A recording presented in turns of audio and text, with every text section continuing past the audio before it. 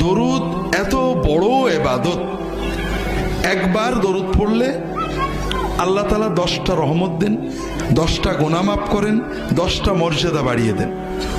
আল্লাহর ফেরেশতারা দোয়া করে, আল্লাহর রাসূল সাল্লাল্লাহু আলাইহি ওয়াসাল্লামের কাছে দরুদ পৌঁছে দেওয়া হয়, পৌঁছানোর সময় আমার নাম আমার বাবার নাম বলা হয়। এরপরে নবীজি সাল্লাল্লাহু আলাইহি ওয়াসাল্লাম নিজে দোয়া করেন, সালাম দিলে সালামের জবাব দিয়ে দেন। যে বেশি বেশি দরুদ পড়বে আল্লাহ তাআলা তার আরো কিছু মর্যাদা দেবেন। 1 নম্বর, তার দুনিয়ার টেনশন, মনের কষ্ট দূর করে দেবেন। 2 নম্বর, তার দোয়া কবুল করবেন।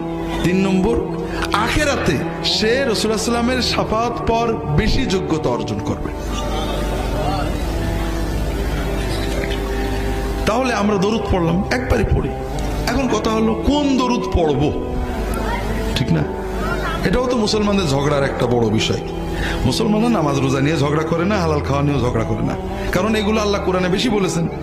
আর যেগুলো আল্লাহ কোরআনে বলেননি, রাসূলুল্লাহ সাল্লাল্লাহু আলাইহি ওয়াসাল্লাম মোটে বলেননি, এইগুলো নিয়ে ঝগড়া করে। দরুদ আল্লাহর ইবাদত, ঠিক না ভাই? তবে এটা আল্লাহর কাছে চাওয়া।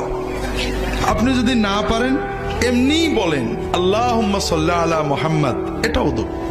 আল্লাহুম্মা সাল্লি আলা মুহাম্মাদিন ওয়া আলিহি ওয়া সাল্লিম, এটাও দরুদ এবং সালাম।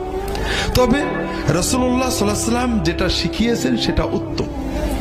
রাসূলুল্লাহ সাল্লাল্লাহু আলাইহি ওয়াসাল্লাম যেটা শিখিয়েছেন, আপনি যদি আল্লাহর কাছে নবীর, তার হাবিবের ভাষায় দরুদ পড়েন, দোয়া করেন, আল্লাহ বেশি খুশি হবে না? তাড়াতাড়ি কবুল হবে না?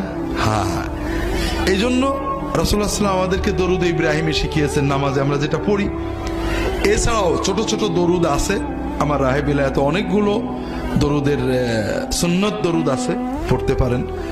যে কোনো দরুদ আপনি একবার পড়লেন, এখনো শেষ হয়নি, আপনি আল্লাহর জিকির করলেন আজানের সাথে, নবীর দরুদ পড়লেন।